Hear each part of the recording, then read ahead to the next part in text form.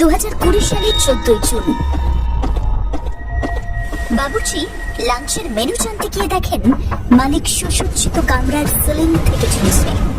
বাবুর্চির গলা থেকে সেদিন একটা অস্ফুট আর্তনাদ বেরিয়েছিল কেবল। মুম্বাইয়ের বান্দ্রা ওয়েস্টের একটা 4 BHK ফ্ল্যাটের ভেতর ঘটে গেছে এক বিরাট অঘটন। ঘড়ির কাঁটায় সময়টা তখন প্রায় 11:30 কি 12টা।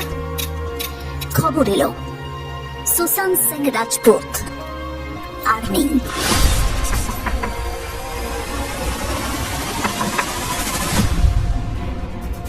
বছরের বলিউড ক্যারিয়ার, পাটনার সাধারণ একটা ছেলে থেকে বলিউডের অন্যতম সেরা অভিনেতা হয়ে উঠেছিলেন সুশান্ত। এই 9 বছরে ঠিক কি কি হয়েছিল তার সাথে? সুশান্ত সিং রাজপুতের মৃত্যু রহস্য কিভাবে হয়ে গেল? বলিউডের ড্রাগ কেস, প্রতিটা কথাই আজ পরিষ্কার ভাবে তুলে ধরব। সুশান্ত সিং রাজপুতের জন্ম 1986 সালের 21শে জানুয়ারি। তিনি বিহারের ছেলে। বাবা কৃষ্ণ কুমার সিং, মা উষা সিং। 5 ভাই বোনের মধ্যে সবচাইতে ছোট, সবচেয়ে আদরের গুলশান। মা অন্তপ্রাণ একটা ছেলে। এয়ারফোর্স পাইলট হতে চেয়েছিলেন। স্বপ্ন ছিল অ্যাস্ট্রোনট হবেন। জিতেছিলেন ফিজিক্স অলিম্পিয়াডও। তার কাছে সবসময় ছিল স্কাই ইজ দ্য লিমিট। টেলিস্কোপে চোখ রেখে হারিয়ে যেতেন তারাদের দুনিয়ায়। ঈশ্বর প্রদত্ত প্রতিভা ছিল তার মধ্যে। হায়ার স্টাডিজের জন্য সুশান্ত তখন দিল্লিতে। পড়াশোনা দারুণ চলছিল। তার মাঝেই এলো জীবনের প্রথম ঝটকাটা। 2002 সালের 13 ডিসেম্বর হঠাৎ খবর এলো মা আর নেই। অথচ তার আগের দিন রাতেও মায়ের সাথে কথা বলেছিলেন তিনি। মা বলেছিলেন মন দিয়ে পড়াশোনা কর। এটাই ছিল মায়ের সাথে তার লাস্ট কনভারসেশন। যাই হোক, বড় ধাক্কা হলেও সামলে নিয়েছিলেন তিনি। 2003 সালে দিল্লি কলেজ অফ ইঞ্জিনিয়ারিং এর এন্ট্রান্স দেন। অল ইন্ডিয়া 7 র্যাঙ্ক করেছিলেন তিনি। সেই সাথে আরো 11টা পরীক্ষা ক্লিয়ার করেছিলেন সেবার। তবে শেষমেশ বেছে নিয়েছিলেন দিল্লি কলেজকেই। কিন্তু ইঞ্জিনিয়ারিংটা আর কমপ্লিটই হলো না। পড়ার ক্লাসের চেয়ে তার বেশিরভাগ সময়টাই তখন কাটতো ডান্স ক্লাসে। মন বসতো না পড়ায়। দিন দিন খারাপ হতে থাকে সেমিস্টারের রেজাল্ট। সুশান্ত সিং রাজপুত বুঝলেন ফিজিক্সের সূত্রের চেয়ে নাচের স্টেপ তাকে বেশি টানছে। একদিকে ঝকঝকে ব্রাইট ফিউচার, অন্যদিকে নাচের প্যাশন। দোলাচলের মাঝে সুশান্ত সিং রাজপুত পড়ে গেলেন। বেশিরভাগ মানুষই হয়তো সেদিন ইঞ্জিনিয়ারিংটাকেই ক্যারিয়ার হিসেবে বেছে নিতেন, কিন্তু সুশান্ত স্যার করলেন ঠিক তার উল্টোটা। সবাইকে অবাক করে দিয়ে সুশান্ত চলে গেলেন মুম্বাই। মুম্বাই এমন এক শহর যেখানে প্রতিদিন লাখ লাখ ছেলে মেয়ে আসে স্বপ্ন নিয়ে। সুশান্ত সিং রাজপুত ছিলেন তাদেরই একজন। তিনি ভালো নাচতেন, তাই সহজেই সুযোগ পেয়ে গিয়েছিলেন ভারত বিখ্যাত শামুক ডাবরের ডান্স গ্রুপে। কখনো ধুমটু ছবিতে ঋত্বিকের সাথে, তো কখনো ঐশ্বর্য রায়ের সাথে ব্যাকগ্রাউন্ড ডান্সার হিসেবে। এরপর সালটা 2008। থিয়েটারে পারফর্ম করছিলেন সুশান্ত। সেখান থেকে তাকে তুলে আনে একটা কাপুরের বালাজি টেলিফিল্ম। প্রথম সিরিয়াল কিস দেশ মে হ্যায় মেরা দিল। ওয়েল, এই সিরিয়ালে তার রোল খুব বেশি দিন ছিল না, কিন্তু তাতেও তার চোখ হাসি মানুষের দিল জিতে নিয়েছিল বইকি। একটা কাপুর তো সেদিন বুঝে নিয়েছিলেন ওই হাসিটাই মানুষকে দিওয়ানা করার জন্য যথেষ্ট। কোনো কিছুই না ভেবে তিনি সুশান্তকে নিয়ে চলে এলেন পবিত্র রাস্তায়। সুশান্ত হয়ে উঠলেন মানস দেশমুখ। কি ম্যাজিকটাই না দেখিয়েছিলেন সুশান্ত। দেশ জুড়ে হইচই ফেলে দিয়েছিলেন তিনি। মেয়েরা তো তখন SSR বলতে পাগল। প্রায় 30টা অ্যাওয়ার্ড পেয়েছিল সিরিয়ালটা। সুশান্ত স্যার নিজেও পেয়েছিলেন 6টা অ্যাওয়ার্ড। আর পেয়েছিলেন জীবনের প্রথম প্রেম অঙ্কিতা লোখান্ডেকে। সেই সাথে ক্যারিয়ারেও এলো বড় টার্ন। সালটা 2011-12 হবে। সুশান্ত সিং রাজপুত স্যানফোর্ড ইউনিভার্সিটি থেকে ফিল্ম মেকিং শেখার প্রস্তুতি নিচ্ছিলেন। হঠাৎ কাস্টিং ডিরেক্টর মুকেশ চাওলা সুশান্তকে ডাকলেন অডিশনের জন্য। ব্যাস, বাকিটা ইতিহাস। এরপর 2013 সাল রিলিজ হলো কাই পোচে। উফ, কি মুভি বানিয়েছিলেন অভিষেক কাপুর। 30 কোটি বাজেটের মুভির কালেকশন ছিল 83 কোটি টাকা। ডেবিউ ছবিতেই এমন হিট কখন দিতে পারে বলুন তো? অন্তত আমাদের স্টার কিডরা তো কোনোদিনই সেটা পারেনি। এরপর শুদ্ধ দেশি রোমান্স, পিকে, ডিটেকটিভ ব্যোমকেশ বক্সী, রাবতা, সোনচিড়িয়া, কেদারনাথ, অলমোস্ট প্রতিটা মুভি জাস্ট দুর্দান্ত। পিকেতে খুব একটা ছোট্ট রোল, কিন্তু ইম্পর্ট্যান্ট, ইম্প্যাক্টফুল। ছবির ক্লাইম্যাক্স সিনটাকে তো one of the best romantic scene হিসেবে বিচার করা হয়। আর তারপরে করলেন সবচেয়ে বড় ধামাকা। সালটা 2016, নীরজ পান্ডে নিয়ে এলেন MS Dhoni the untold story. এটা কেবল একটা মুভি নয়, ক্রিকেট প্রেমীদের জন্য একটা ইমোশন। থিয়েটারেও স্টেডিয়ামের মতো ফিল এনে দিয়েছিল ছবিটা। মনে হচ্ছিল আবার একবার নতুন করে ওয়ার্ল্ড কাপ চলছে। নীরজ পান্ডের পরিচালনা, সুশান্ত সিং রাজপুতের অনবদ্য পারফরমেন্স, ছবির গান ওফ মাই গড, প্রতিটা track just super duper hit. বিশেষ করে কম তুমি ইউ প্যার করেগা,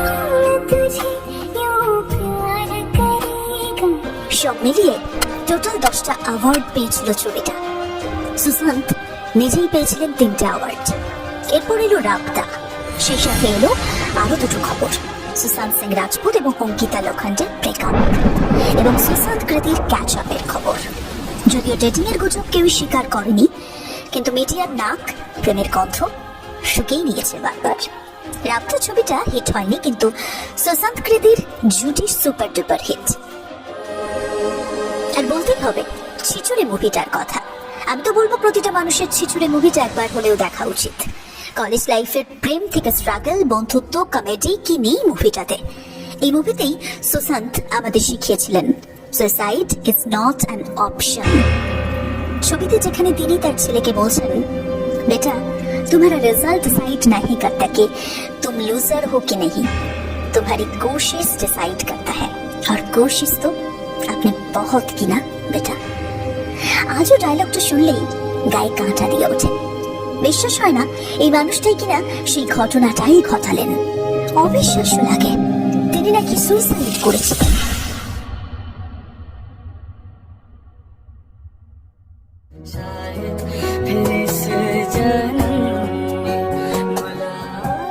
আচ্ছা, এটা কি হয়? এটা কি সম্ভব কোনোদিন?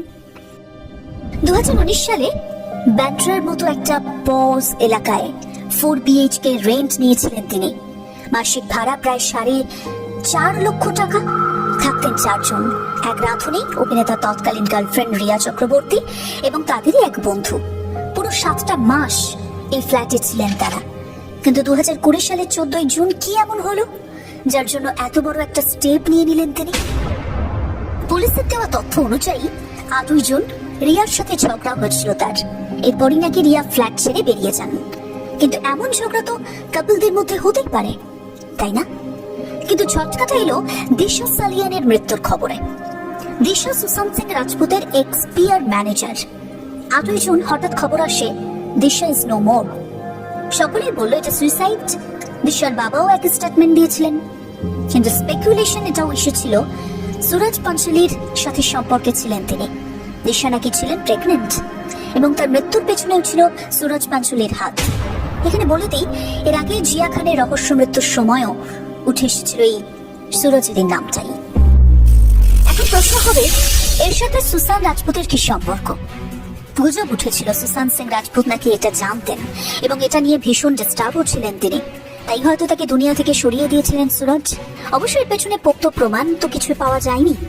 যাই হোক, এরপর এলো সেই অভিশপ্ত 14 জুন।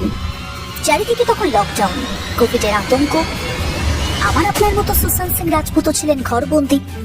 তিনি সেদিন সকালে 6:30 নাগাদ ঘুম থেকে ওঠেন। ব্রেকফাস্ট সেরে 9টার দিকে দিদিকে ফোনও করেন।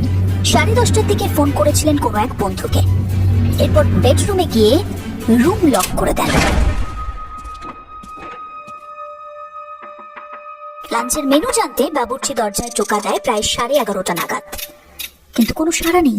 প্রথমে ভেবেছিলেন হয়তো সুশান্ত ঘুমিয়ে পড়েছেন, কিন্তু বারবার থেকেও যখন কোনো সাড়া নেই তখন সন্দেহ হয় বাবুর্চির। তিনি ফোন করেন সুশান্তের বন্ধুকে এবং সুশান্তের দিদিকে। ছুটে আসেন তারা।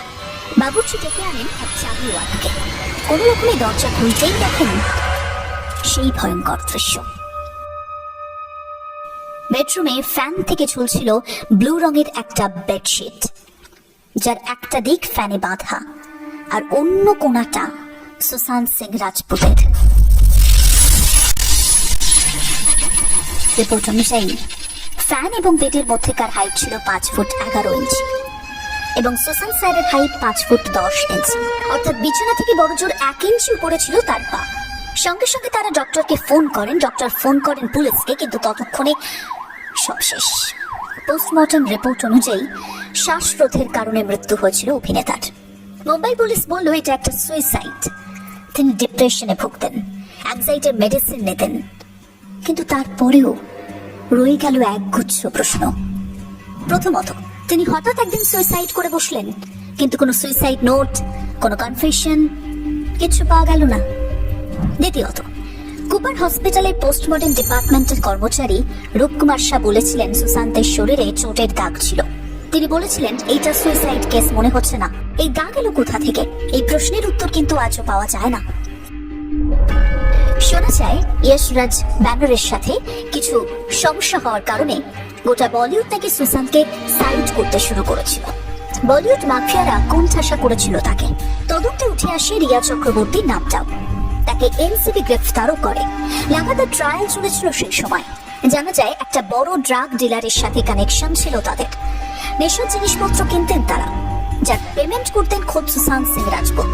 এমনকি সুশান্ত সিং এর টাকা পয়সা, ফ্যামিলির সাথে সম্পর্ক সবকিছুই নাকি কন্ট্রোল করতেন রিয়া চক্রবর্তী নিজে। এরপরে গোটা ঘটনার মোড় ঘুরে যায় বলিউড ড্রাগ কেসে। আর সেই ফাঁকে সুশান্ত সিং রাজপুতের রহস্য মৃত্যু হয়ে গেল রহস্যই। মাঝে মাঝে ভাবি, মৃত্যুকে কি অন্যরকম চোখে দেখতেন সুশান্ত সিং রাজপুত? একটু খেয়াল করলে দেখতে পাবেন 12টি সিনেমার 5টিতেই মারা গিয়েছিলেন তিনি। ডেবিউ ফিল্ম কাই পোচি, রাবতা, কেদারনাথ, সোনচিলিয়া এবং দিল বেচারাতেও মারা গিয়েছিলেন সুশান্ত। ছিচড়েতেও প্রায় মৃত্যুর কাছাকাছি চলে এসেছিলেন তিনি। এতগুলো ছবিতে মৃত্যুর অভিনয় করাটাও যথেষ্ট অবাক করা বিষয়। তার আগে একমাত্র রাজেশ খান্নাই এই রেকর্ড করেছেন। যাই হোক, আজও আমরা জানি না সেদিন সুশান্ত সিং রাজপুতের সাথে ঠিক কি হয়েছিল। তবে এটা সত্যি যে ইন্ডিয়ান হিস্ট্রিতে সবচেয়ে কন্ট্রোভার্সিয়াল এবং কমপ্লিকেটেড কেসের মধ্যে অবশ্যই একটা সুশান্ত সিং রাজপুত ডেথ মিস্ট্রি।